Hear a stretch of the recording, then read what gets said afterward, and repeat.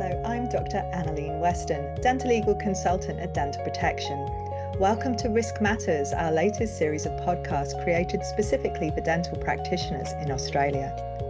As the name suggests, Risk Matters is all about managing risk. In this podcast series, we'll be taking your feedback and questions and putting them to leading industry experts, getting them to answer the difficult questions about managing risk and working safely. It's all about what to do when managing risk matters most. So in this edition, I'm joined by my colleague and friend, Associate Professor Matt Hopcraft, to talk about the road less travelled, because we really wanted to explore today different ways that we can use our dental degree. Now, just by way of introduction, though he needs no introduction, Matt is a dental public health academic currently at Melbourne Dental School. He's involved in researching the mental health and well-being of the dental team, and is a strong advocate for improving access to dental care and also advocating for the dental profession at large. He's previously worked as a clinical dentist in the Army and in public and private practice. So, hello, Matt. Hi, Annalene. How's it going? Brilliant. Thank you so much for taking the time to join us today. I wanted to start off, if that's okay. So you and I have discussed this concept ourselves, this idea of the road less travelled, because I know we both get asked a lot of questions about how did you end up where you are and do the interesting things that you do. So I thought it might be helpful if we actually started at the beginning. So I'm going to ask you, Matt, what first attracted you to dental practice? Yeah, it's a good question, and a road less travelled. I really love the title because it makes me reflect on how I got to where I am, and I think they're important discussions to have and for people to really reflect on.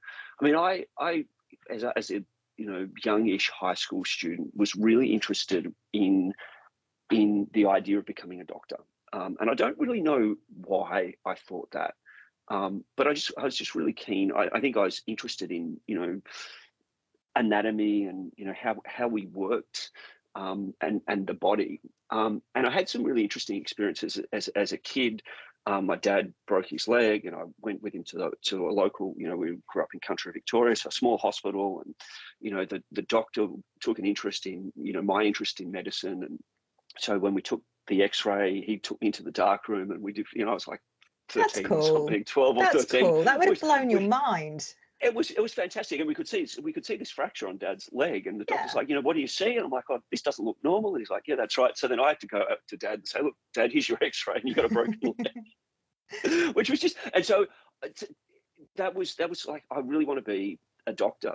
And then I think I was probably I did work experience when I was in year 10 with a doctor, and it wasn't very exciting because you can't really do much from a medico-legal point of view. Every time something interesting came in, the doctor said, oh, go and sit outside.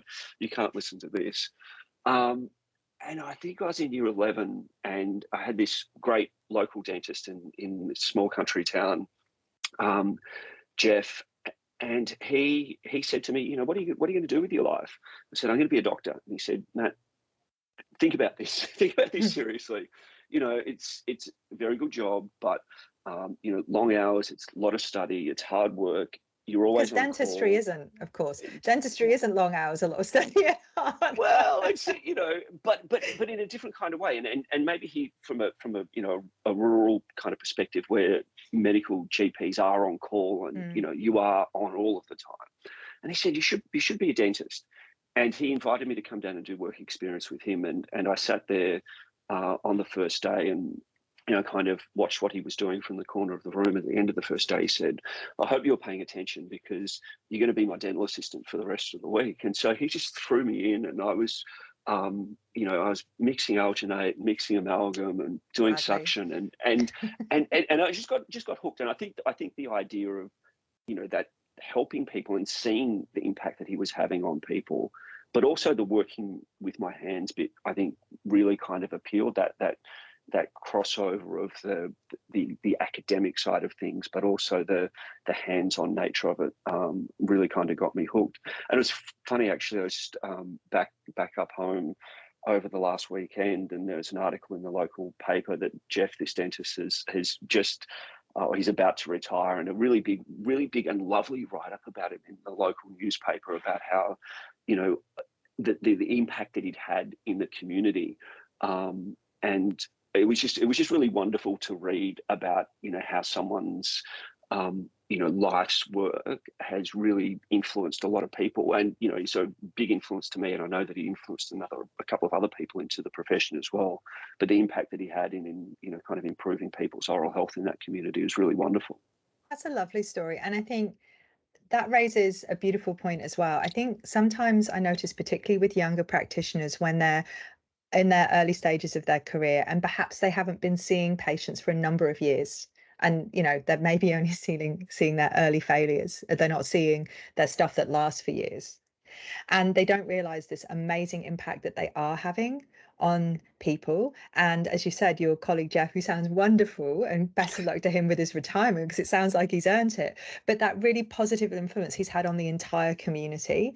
And I think we need to not forget that being a dental practitioner is awesome, and it enables us to really support and help so many people on such a broad level, doesn't it?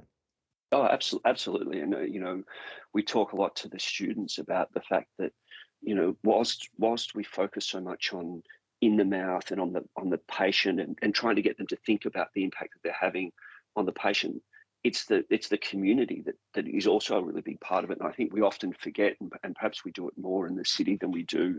I think I was really fortunate growing up in the country, because there is a bigger, stronger sense of community there. But our patients are all part of this broader community, and our role in that, I think, is really, really important.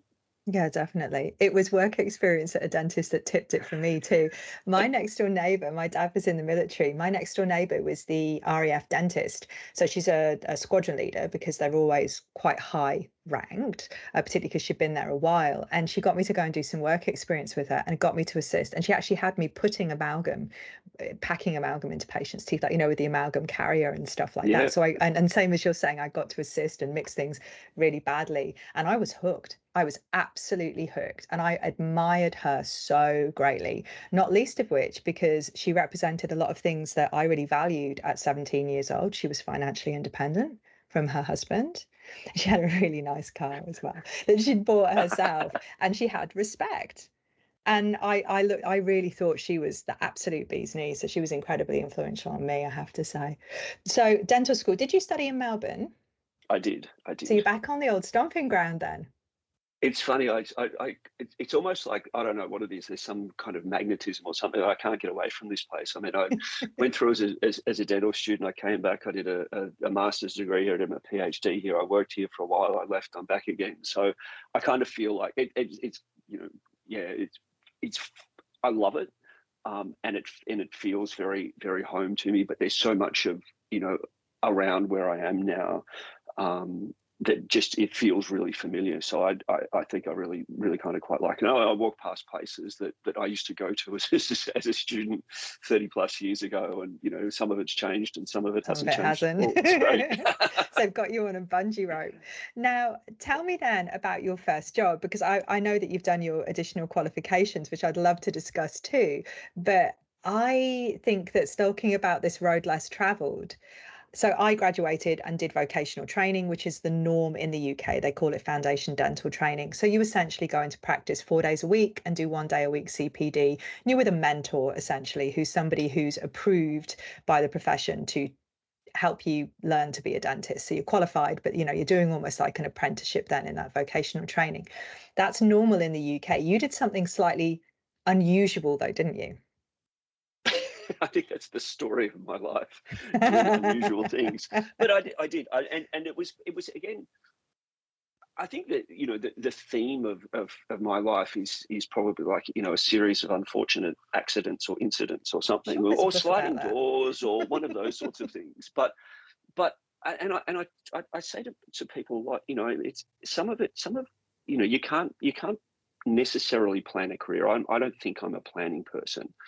And I'm a big believer in opportunities and taking opportunities and seeing where they lead you. I didn't plan. So my first job was in the army as a dentist. I didn't plan. I didn't think in high school or when I started dental school. I really want to be a military dentist. I went on to have a strong military tradition really in our family. I mean, obviously going back a number of generations, people who were variously involved in the defence forces, but not a really strong tradition. And so it was partly born out of necessity. I had to move away from home. I grew up in country Victoria, so I moved out of home at 17 to come down to Melbourne to go to dental school. And there got to a point where just financially, I needed to be earning money. And at that time, the Defence Force recruiting people came around to the school and talked about their scholarship programs. And so I was in fourth year of dental school and joined the Army. They paid for the rest of dental school.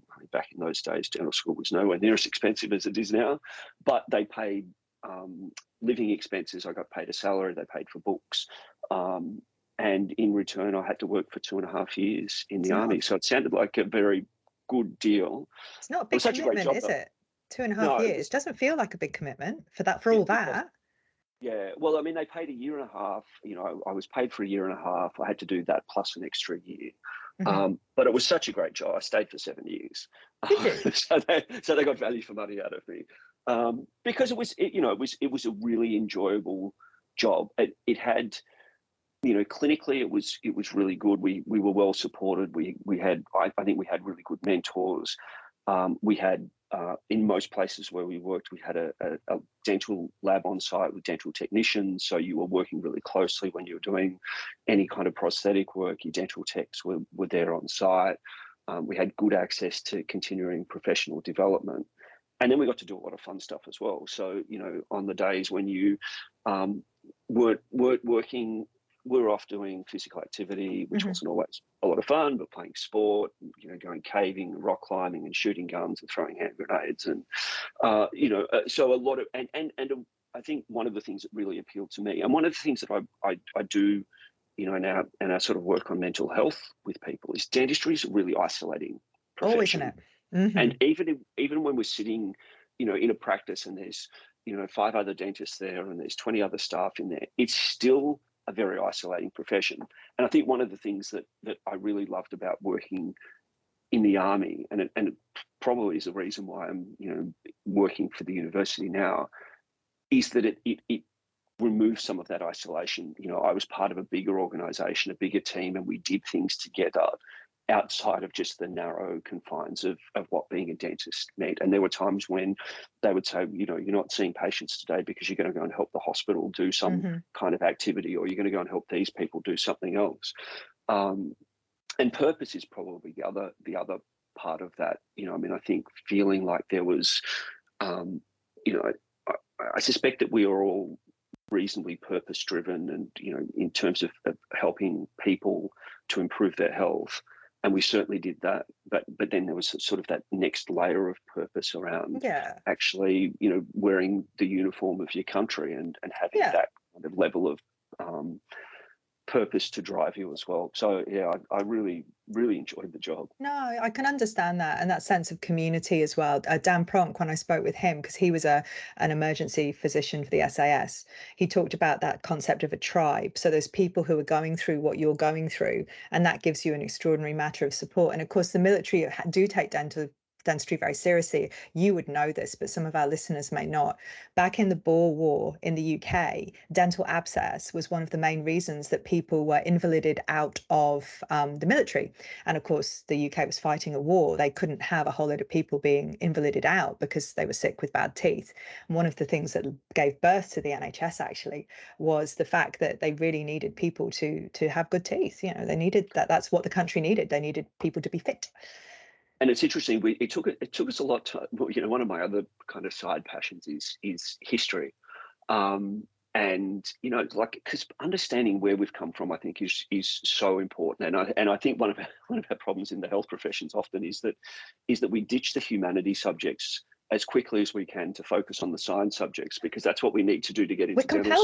We're compelled to, though, aren't we? Which I think is really unfortunate. But it's the similar sort of history. So Australia in World War I, and there were Australians in the Boer War, so we kind of understood that. But when World War I started, so many Australians had terrible teeth, and that was a real barrier to them enlisting and going over in World War I. And so many of them had their teeth taken out prior to going over. So many of them had problems. There was a lot of people who said, we need to have a dental corps in the Army. And the Australian Army said, well, the British don't have one, so we don't. We just can't because the Brits don't, and that's just the way that the world operates. And so, a number of dentists enlisted. I think the first person was actually a dental student who, took a handful of tools with him, enlisted in the infantry, and went over and did dentistry. And there was a point where they eventually kind of said, well, actually, we probably do need dentists over there, but they were part of the medical corps. And then post World War One, and there was probably that bit where we forget about the way that the world works. Everyone sort of said, oh, well, we're going back to normal now, so we don't have to worry about it. We didn't establish a dental corps. And then World War II came around, and we saw exactly the same problems happen again.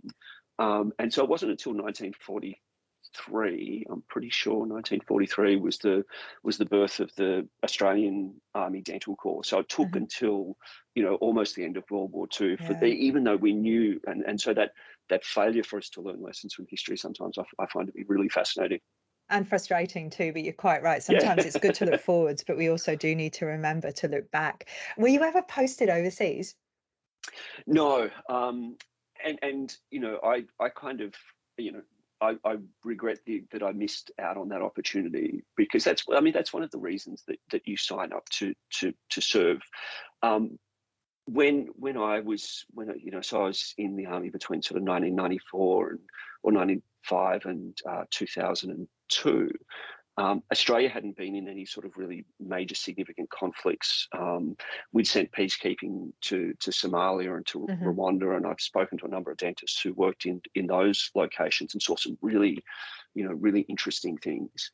But the big conflict around East Timor happened while I was in the Army. And we sent, and some of my good friends, doctors and dentists and nurses, deployed to East Timor, and we had a lot of people in East Timor for a long period of time. Where I was posted was a training establishment at that time, and so we just didn't post people out from there to deploy overseas. So I missed that opportunity. I'd stuck my hand up a few times and missed that opportunity. But that's the way that the world works sometimes, I guess. Yeah, it is. And it goes both ways. A friend of mine did military entry. It was in the year below me at dental school. And so I graduated in 99. He graduated in 2000. His first posting was Bosnia. And as you may recall, there was a conflict there at the time. And of course, then he was using a completely different skill set, because for those of our listeners who aren't aware, military dentists, and please correct me, Matt, if I'm wrong, because this is your area of expertise, not mine, but they don't just treat teeth. They're also trained to remove shrapnel and do stitches. And he was also trained essentially to be an anaesthetist as well. Did you do that training too? I didn't, but I know certainly that some of them do, and it probably depends. If he's gone through and joined at a time when they're in conflict, and their requirements are very different. I mean, I remember speaking to a dentist who I think was in Somalia or maybe Rwanda. And he was constantly getting called in. They had a team of general surgeons and other medical personnel, but whenever they had any kind of head and neck type injury, he was the one that was called in, because he had the expertise in head and neck anatomy. So he was doing things that probably sat right on the border of his scope of practice, but not necessarily doing, but certainly assisting in that whole kind of medical team. And I think that's what made the job really interesting as well, is that ability to potentially be doing a really broad range of things and really testing your skills. And born out of need in that case, and in a very extreme situation too. So you left the Army. Now, you mentioned you did your master's and your PhD. Were you always an academic at heart, or were you just desperate to get back to that dental school because it had you on a bungee rope? What was going on there? I mean, aren't we all kind of like nerds or something? So I think we're all geek. I think we're all kind of academics at heart, in the way that we are. But it's funny. So I was in, and this again, it's just like this series of unusual, fortunate. I think they're fortunate accidents. But when I was in the Army, my first posting was at an Army recruit training centre. So all of the Army recruits would come to where we were. They'd come for 12 weeks of recruit training. And essentially the process was, the bus would come in and they'd go straight down to the barbers, and they'd all have their hair shorn off, and they'd go get a uniform. they'd go up to the hospital and get vaccinated for everything, and they'd come down to the dental clinic, and we would, it was like a factory line. We'd line them all up, we'd throw them through the OBG machine, we'd take bite wings, we'd take an impression to make a mouth guard, and we'd do a dental exam for them, so that we had a baseline of what their oral health was. We also had dental records for them, and that's, you know, really important from a forensic point of view. Absolutely. But also, you know, to identify if they had any dental problems that we needed to fix, because they had a week in their training where they didn't have sort of significant amounts of training. We could then get in and fix up what we could, take out wisdom teeth, and we did a lot of that, and fix up any of the problems that they had before they left and went on to their next part of training. So that was that really sort of high value of the importance of good oral health that was being instilled in them. But what I found really interesting, and so we're back in 1995, before the days when Queensland was, you know, it was pretty much non-fluoridated across most of Queensland, other than Townsville and a couple of other places. And it was really obvious. We could pick when the bus load would come in. We could pick that was the bus from Queensland that was very different from the bus that came in from Sydney or the bus that came in from Melbourne, because the oral health of these, I call them kids, but, you know, they were sort of 17 to 25, was really different. Just, you know, heaps of caries in the Queenslanders, and, you know, nowhere near as much in everywhere else. And it was really kind of obvious. And I just thought it was fascinating.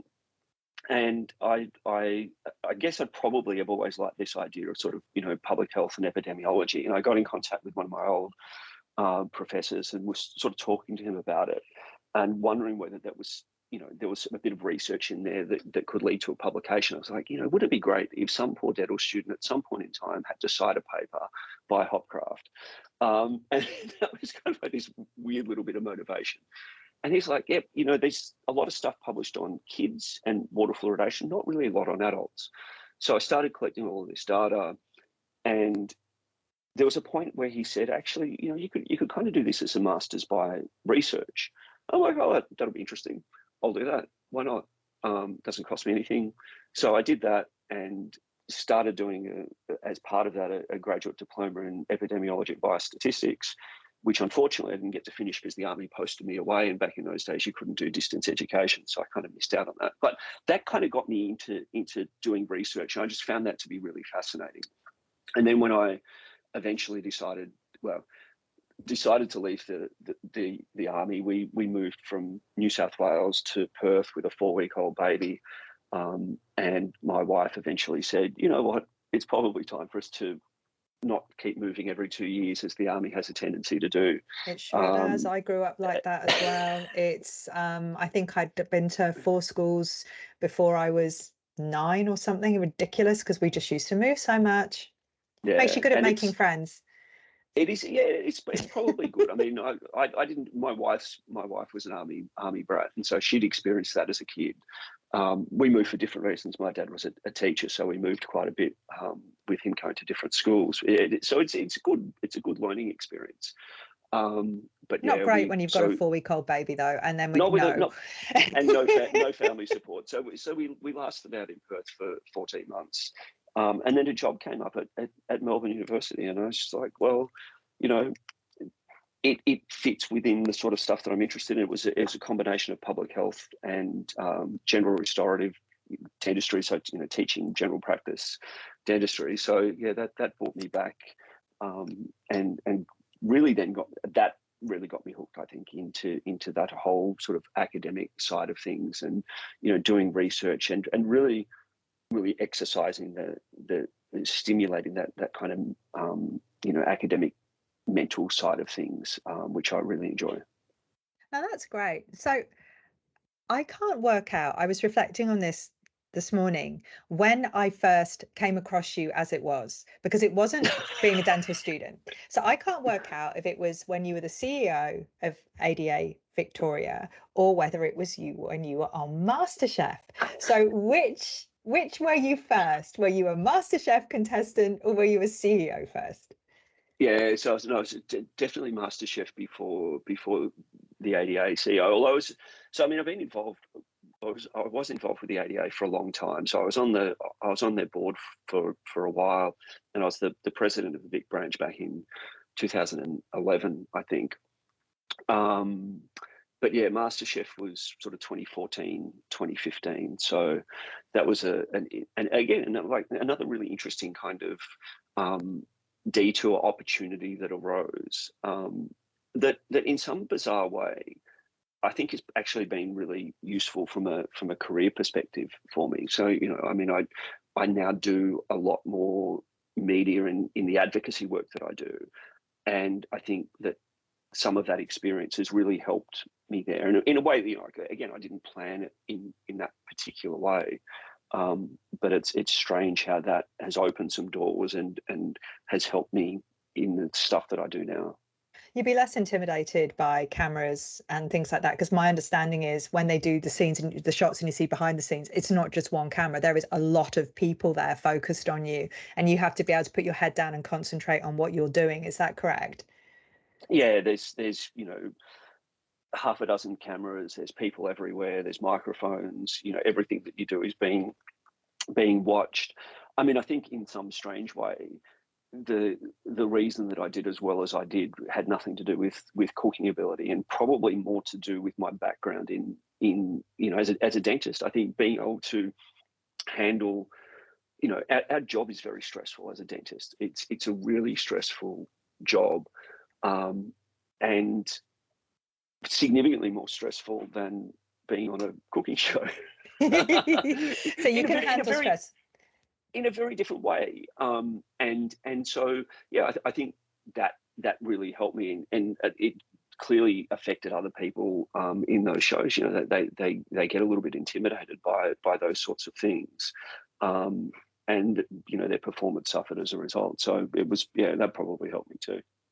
It's funny because you've touched on a couple of things which are subjects that are very close to both of our hearts. You touched on sense of community, about dentistry being isolating, dentistry being stressful. Apologies to continue with the cooking analogy, but those dental surgeries can be a bit of a pressure cooker, can't they? Boom, boom, boom. For us. I know, right? Dad jokes, come here for more. I'm here every day. So there's all those things, and of course the way that you and I have connected is through mental health and working in the mental health space to create resources for dental professionals, not just practitioners, but all dental professionals. Now, one thing that I've always been very open about is my own experience with burnout, because I think sometimes people look at you and they see you being successful. Define success. I mean, that's a whole different subject, isn't it? But they look at you and they see you being successful, perhaps doing things that they're interested in or they'd like to do themselves. And I understand what you're saying about how it's being opportunity and being luck. I think you also have to be optimistic. I know I've made some very interesting decisions in my life based on what seemed like a good idea at the time. But also at the time, for example, when I went and did my master's in law and basically jumped tracks laterally, I didn't have any dependents. I was 27 years old, I think. Yes, I had no dependents, no children, I'd sorted all my debts out. So I was able to just move laterally because I literally had nothing to lose and everything to gain. And the worst case scenario for me is that it was going to be interesting and lead nowhere. So I was doing it, you know, just because I could, essentially. I think when you've got debt and dependence and responsibilities and obligations, and you can really feel under the weight of those.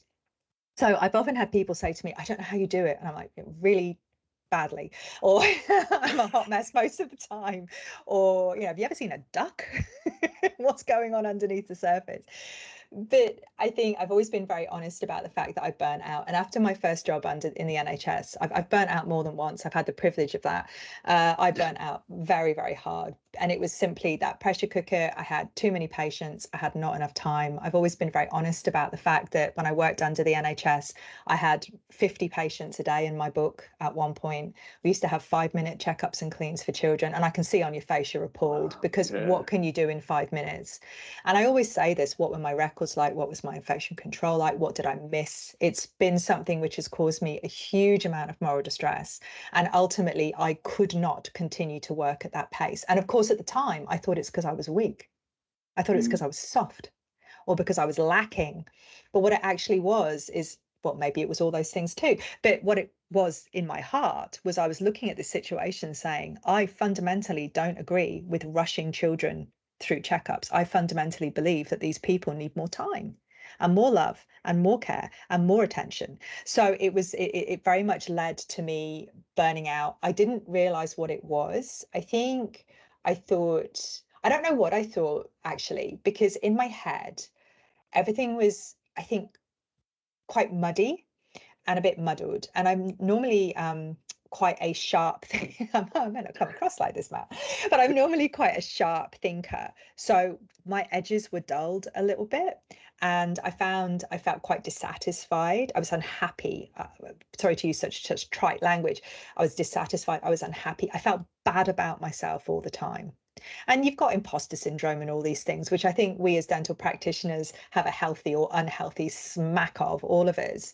And that's what my burnout experience was like. But I was only young, and I realized that I was burning out. I realized that this was not the place for me, and I had to make a change. So I, to be honest, uh, moved to Australia and went on holiday and left my job and everything else with really no intention of practicing again. Look where that got me. So I'm interested to know your experiences surrounding burnout, because I do think that we can all deal with stress and pressure, and burning out isn't a sign of weakness. And I'm just really curious to know what your experiences or your views on that are, or both. And I think that's, I mean, yeah, we all deal with pressure in different ways, and I think that's really important. It's interesting you talking about sort of essentially like a values misalignment. Oh, for sure. And I think that, one of the reasons that we see burnout so much in health professionals is because we are kind of values and purpose driven, or the people that are.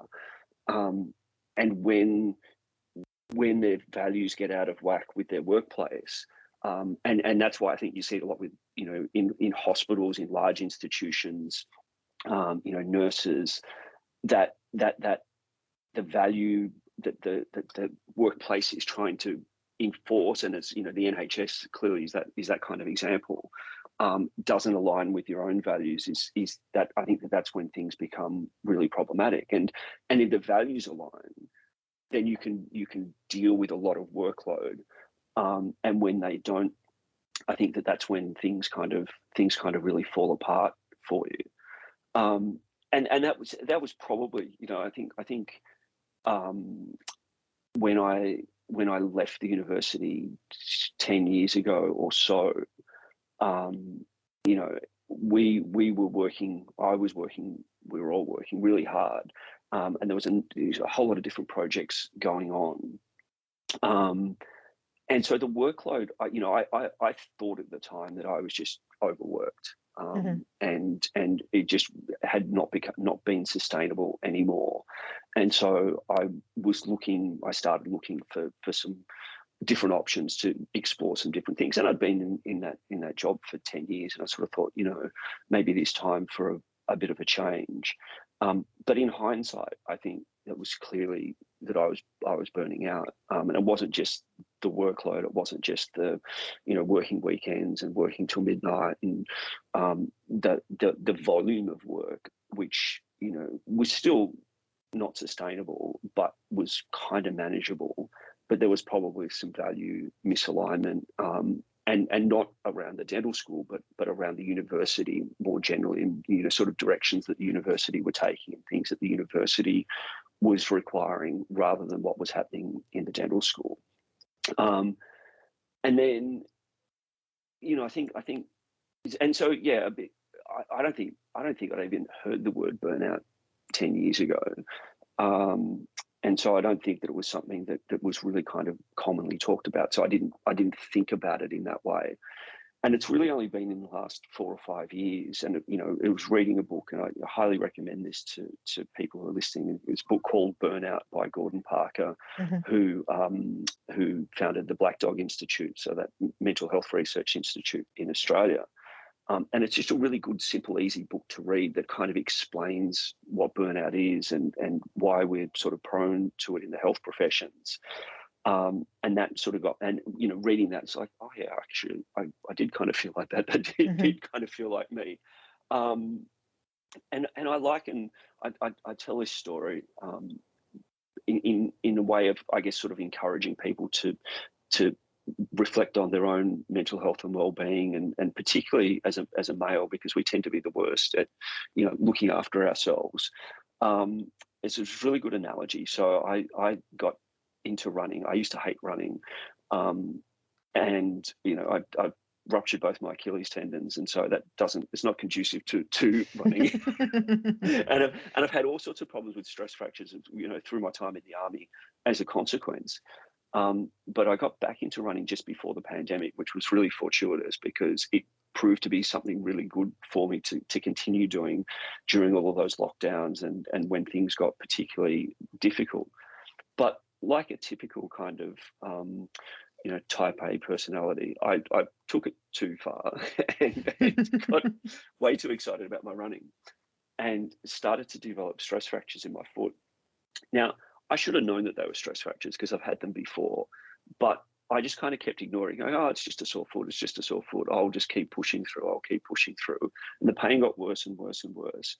And after about 6 weeks of that, I went on a run with my wife and I finished the run and I took my shoes off. I could barely put weight on my foot. Like I couldn't walk home. And she said, go and see the doctor, you're an idiot. And I did, and I took an x-ray and it had gone beyond a stress fracture. I actually fractured a bone in my foot.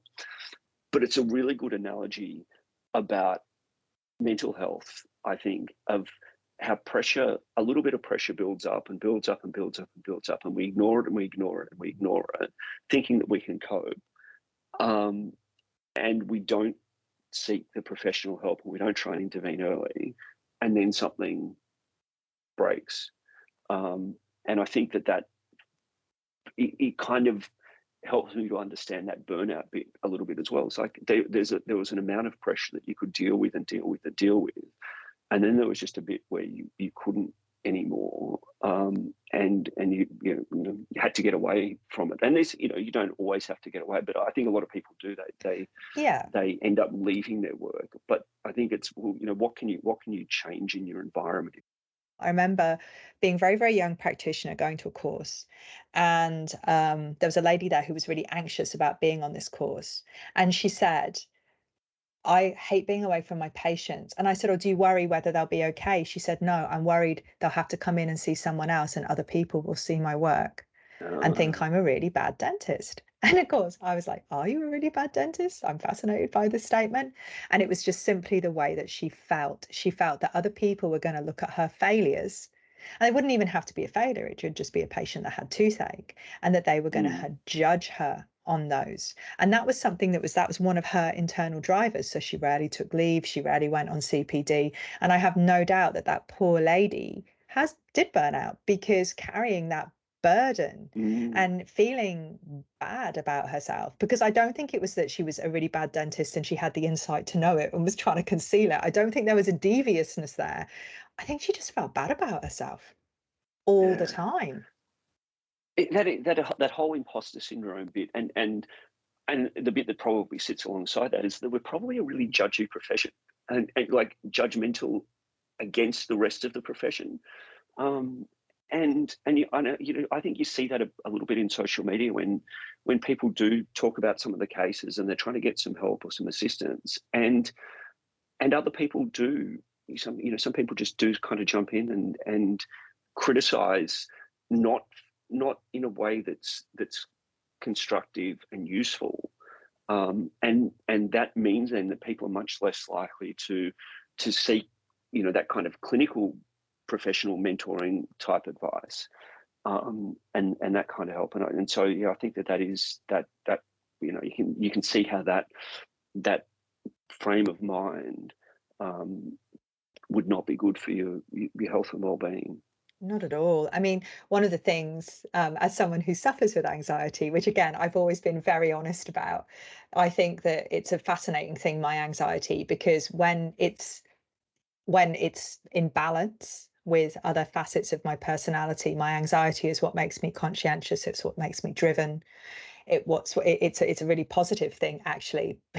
When my anxiety is driving the bus and it's not in balance, it becomes this dominating, aggressive force that can, if I let it, incapacitate me, particularly when I'm speaking in public. That's when I'm giving a presentation, if my anxiety leaps up from behind me, grabs me around the neck and grapples me to the floor, and I'm stood there just thinking, I literally cannot remember what I was just about to say. This is an issue for me right now. And you have to just find a way to work it through.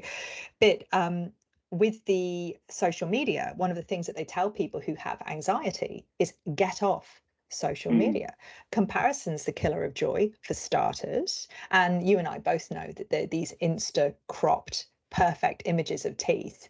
If the tooth even looked like that, it's probably only looked like that one time. Very few people show their failures on social media. So it's not genuine learning. It's what my friend calls face bragging. Like it's this kind of like, look how good I am. And then also actually giving feedback and giving criticism constructively and meaningfully is really difficult. How many times have you gone to give some, you're a teacher lecturing at uni. I'm sure there's times when you've given people feedback and thought, oh, that I didn't deliver it the way that I wanted to, or I'm not convinced that the message that person has heard was the message I was transmitting. You see it with patients too. You try and deliver a message and they hear something completely different, and you think, oh, we've had a misaligned communication there. Giving feedback on Facebook when you've got a written comment, it's in the public domain. So you feel automatically like you're being judged by others and everyone's jumping on you. You're not going to take that at all. That's just going to hurt your feelings. You're going to rip that up. You're going to chuck it in the bin, and nothing meaningful is ever going to come from that feedback, is it? You're never going to grow. You're never going to grow. Yeah. It's not a great way of, and not to discount that there are a lot of benefits to being able to do it if it's done in a good way. But often it's not. Yeah. So we touched a moment ago, or a few moments ago now, about you being a CEO for ADA Victoria, and that you've always been quite heavily involved in the ADA. So was the CEO position like a natural progression from being president? Was it something you were interested in? Did it come from your advocacy work? I'm curious to know. Yeah, I mean, I know it's certainly not a natural progression, and that tends not to be the way of the world. I mean, I'd always been involved in the profession. I think when I sort of had left the army, and again, this is probably another one of these accidental type stories, but so I think there's probably in me a sense of professionalism and what it means to be part of the profession, and that probably was born out of working in the army, being part of a bigger organisation, those sorts of things. But I came back to Melbourne, and there was a newsletter article from the Vic branch of the ADA, the annual general meeting coming up, and because I'd been moving around a lot, I'd been members of the New South Wales branch and the West Australian branch, but had never really and had mostly been in kind of regional areas, and so I didn't really ever get a chance to go to a lot of ADA things. And there was this notice for the annual general meeting. I thought, I'll turn up to that, see what this is all about, and it just so happened that there was a vacancy on the board, and not many people turn up to AGMs these days, or even those days, which I didn't realise. And so they said, are you interested in getting more involved in the ADA? And so that kind of opened the door to me getting involved with the board. And I think for me, there was this really nice alignment around trying to bring a stronger public health lens to the ADA. And, we know 85% of care in Australia is delivered through the private sector. That's where most of the activity occurs. That's the strong emphasis of a professional association to look after their members who are mostly working in that sector. But I think, what we know is that so many people in the community miss out on care. It's difficult for them to access care. There's a lot more work that we need to be doing. And I think, there is a professional obligation for us as individual practitioners, but as a profession, to ensure that we're doing the best that we can to improve the health of the community. And so I kind of felt that there was a really good opportunity for me to be one of those voices in the organisation that was doing that, knowing that a lot of a lot of the people that are involved do have that kind of mindset, but coming from a private practitioner background, sometimes the emphasis on things is a little bit different as well. So I found that to be it probably was a really important part for me to play.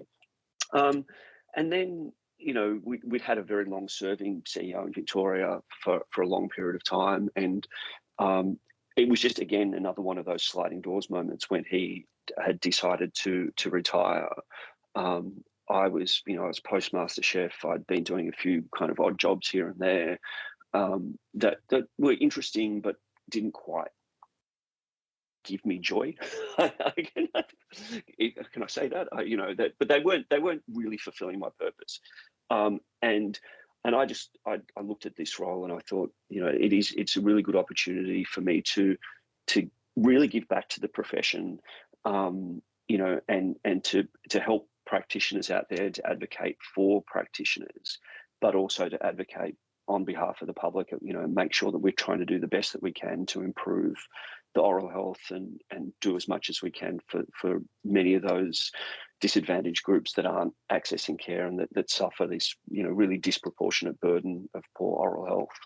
Yeah, I it's something that I thought as a dentist, I really understood that. I do think that the UK, I trained in Wales, and there's quite a high caries experience in Wales when compared to there was in the 90s, perhaps there isn't now.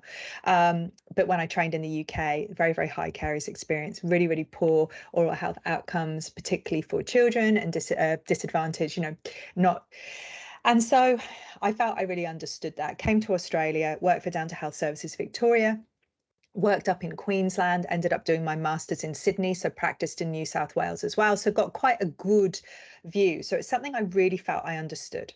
However, last year I was in New Zealand at the NZDA conference because I was speaking there. And the day before the conference, they had their public health forum, and they asked me if I'd like to attend. And I'm naturally quite a curious person, so I wanted to go and attend.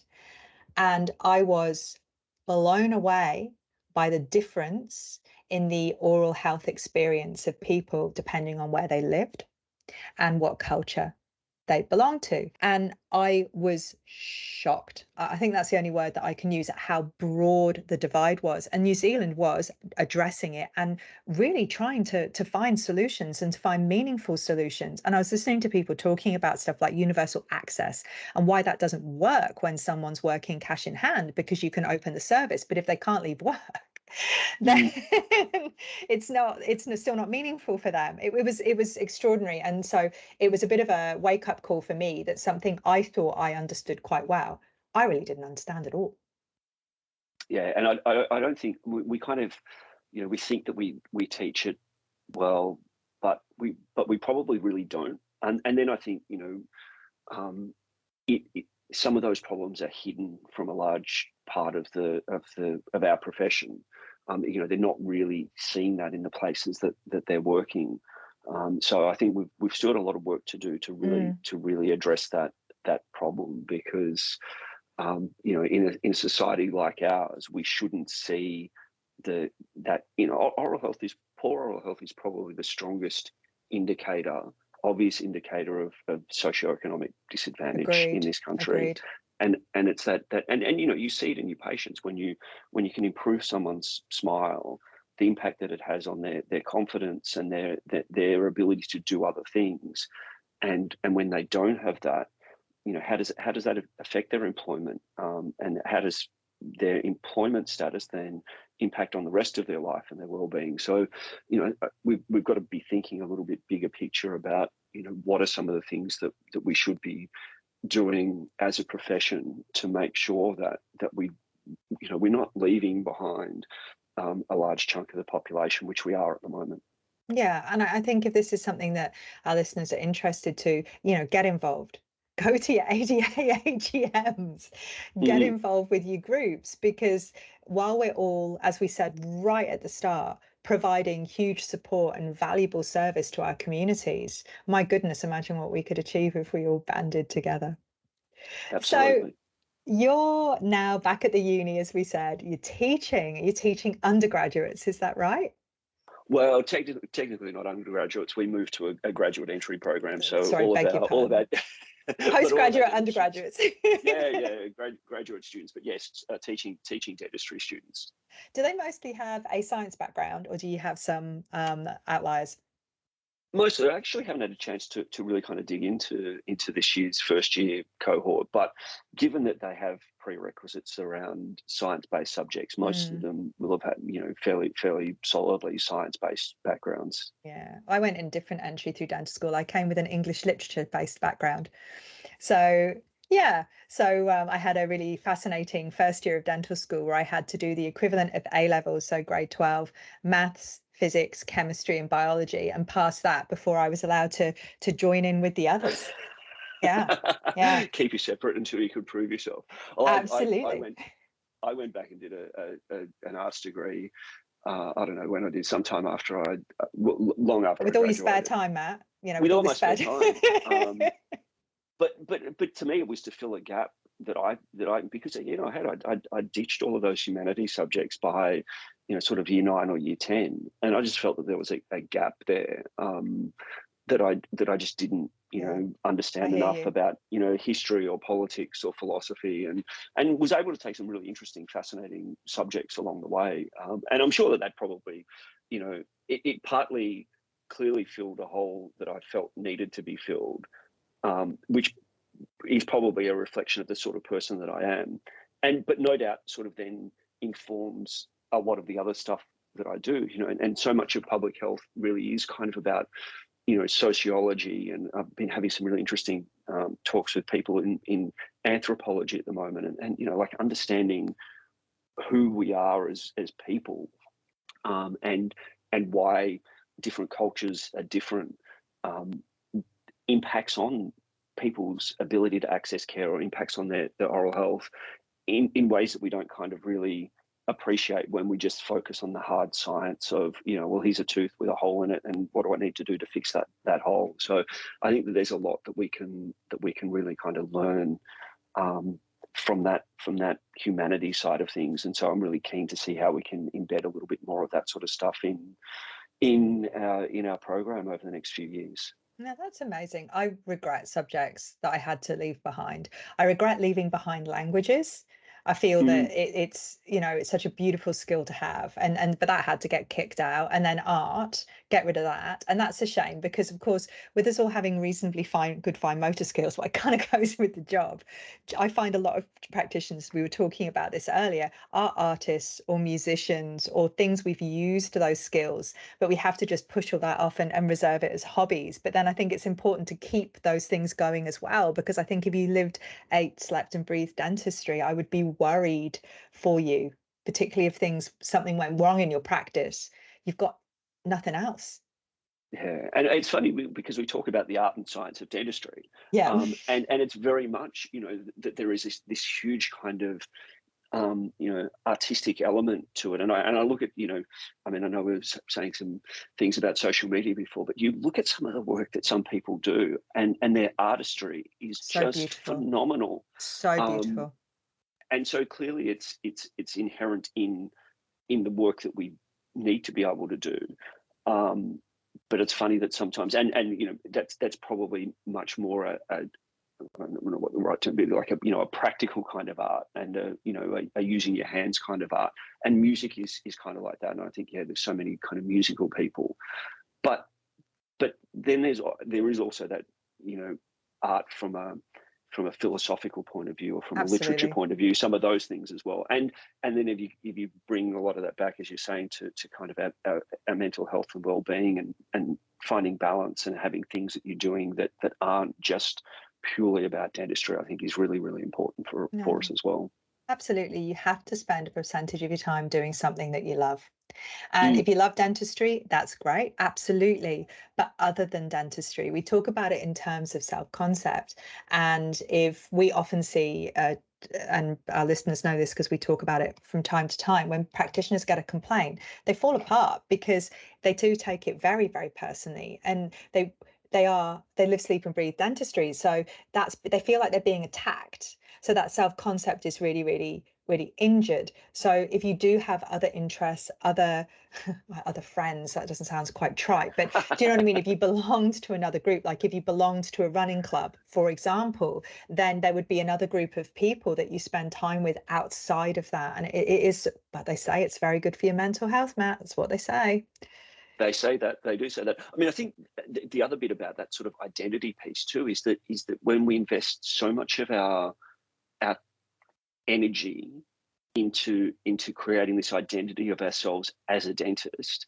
I mean, yes, there's that problem if you do have a complaint. We know that the complaint numbers are high because that is essentially kind of, attacking who you are as a person.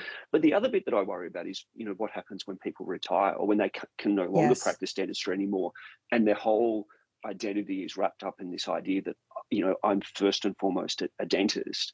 And when that is taken away from them or ends for them, what do you do then? And if you haven't had these other interests and things that you're doing and outside activities, being involved in volunteering and helping out somewhere else, whatever it might be, then I think that huge gap that leaves, that seems to be potentially a bigger problem in the health professions, where people's identity is so wrapped up in their job description that perhaps doesn't exist necessarily in some of the other professions. So I think that there's a lot of reasons to really think about, how do we not tie ourselves so closely to that idea that dentist is the thing that I am first and foremost. That's what I am. That's who I am. No, absolutely. Now, if you're interested in this mental health stuff, because Matt and I have bounced across a few topics, I am going to put in our episode notes a link to the Mindful Smiles Hub. It's a project that Matt and I work on together with some incredibly talented individuals, and it's going to have some links, or it does have some links within it, to a number of these topics that we're discussing, including there's a mental health check that you can do should you wish. Now, obviously, Matt, I did that, and in an outcome that will surprise no one, mine said, there is a possibility that you suffer with anxiety. And I laughed and laughed and laughed and laughed and laughed. And then I thought, great, it works. Yeah. I really encourage people to do that for a couple of reasons. I mean, one, as health professionals, what are we telling our patients all the time? Go and get regular checkups. Go get regular checkups. But then we never take that advice ourselves. I'm a terrible patient across all sorts of things. I need to get my eyes checked. I think sitting in front of a computer for all of the pandemic has my eyes have deteriorated. I didn't go to the doctor when I had a stress fracture in my foot. So we're terrible patients.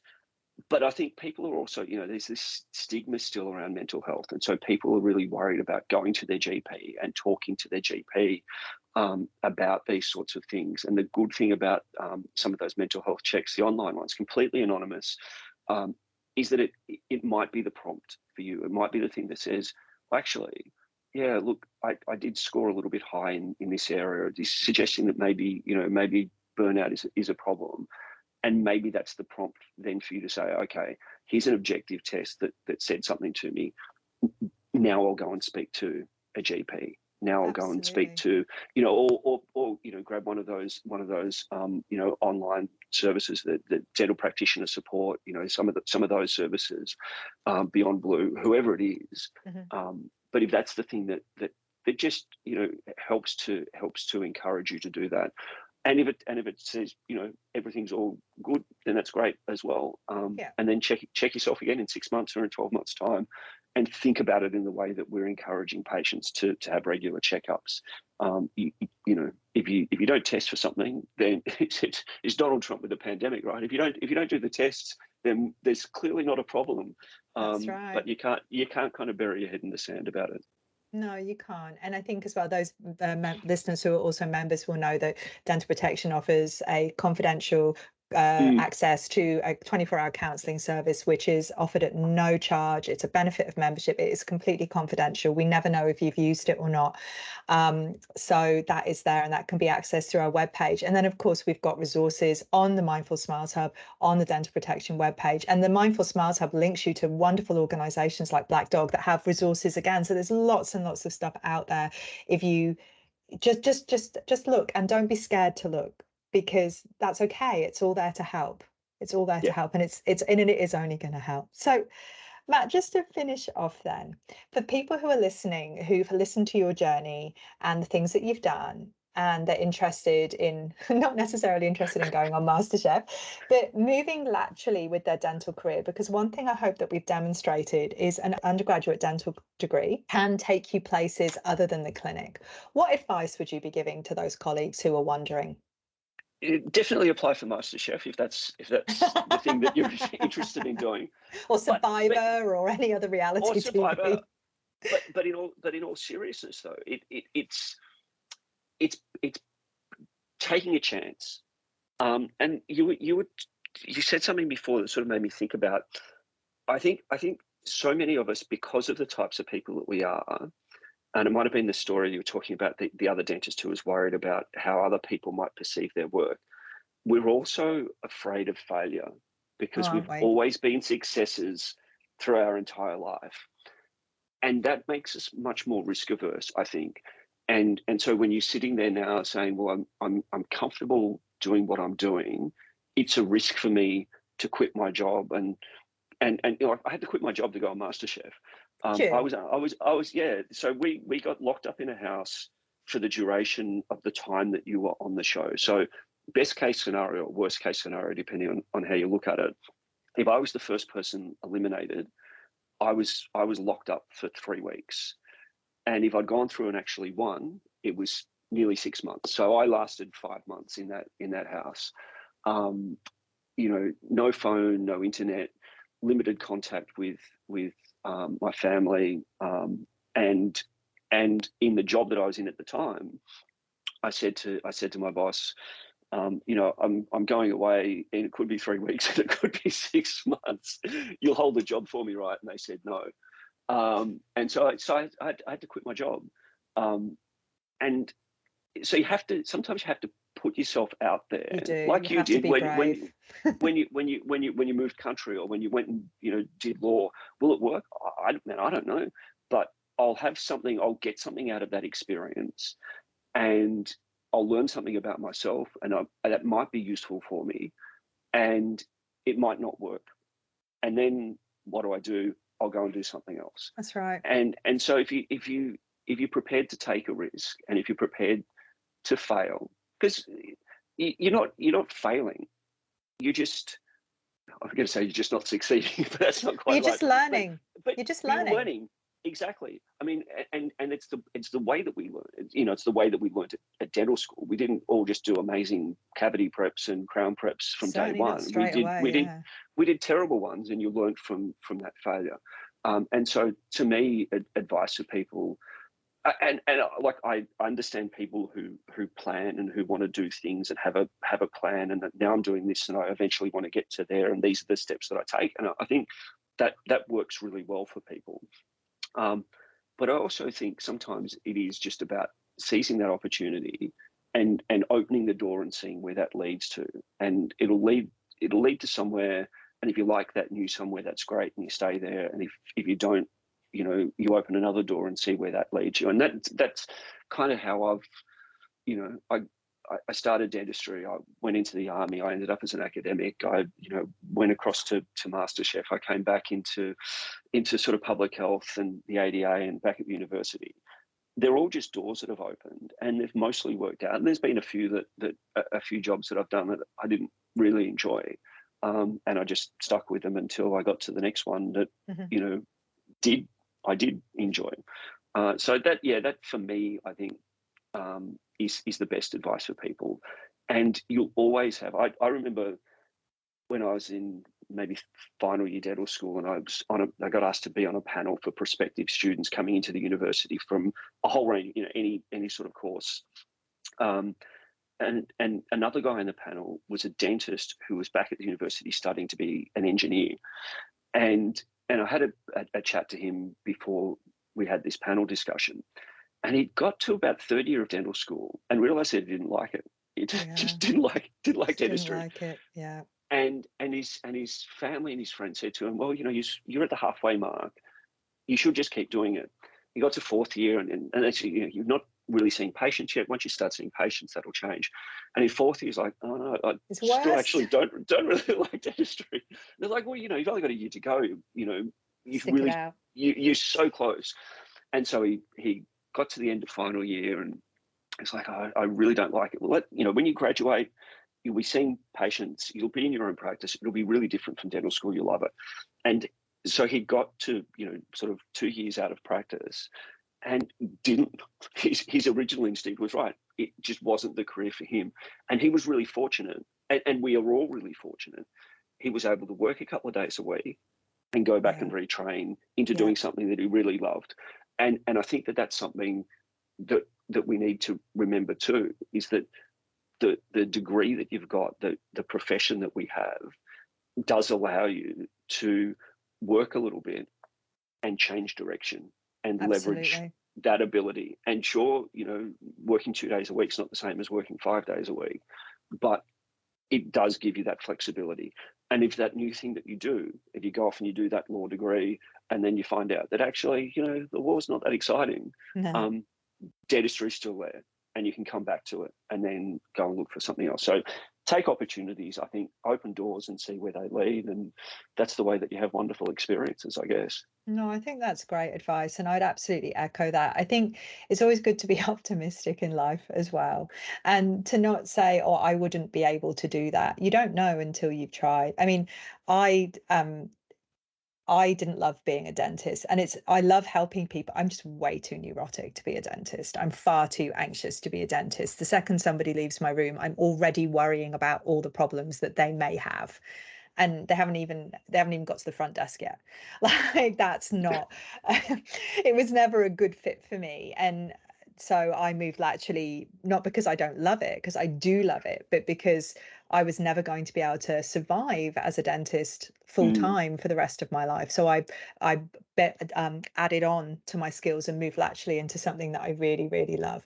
But definitely, I second everything that you said. That's fantastic advice. Is there any other last words of wisdom you'd like to share? I think that's you've probably exhausted all of my wisdom. I think the main thing for people to really, really kind of reflect on, and I think we probably don't reflect enough, but reflect on how lucky we really are to be in the profession that we're in. That does give us a lot of opportunities, and make sure that you are really making the most of that and enjoying what you do. And taking care of your own well-being. I think that's really, really fundamental for us all. No, I absolutely agree. Thank you so much, Matt. That was really helpful and really interesting too. And thank you all for listening. We do hope this podcast was helpful to you, and we look forward to sharing more guidance with you in the future. If you like Dental Protection Podcasts and you'd like to hear more, please subscribe and leave a review.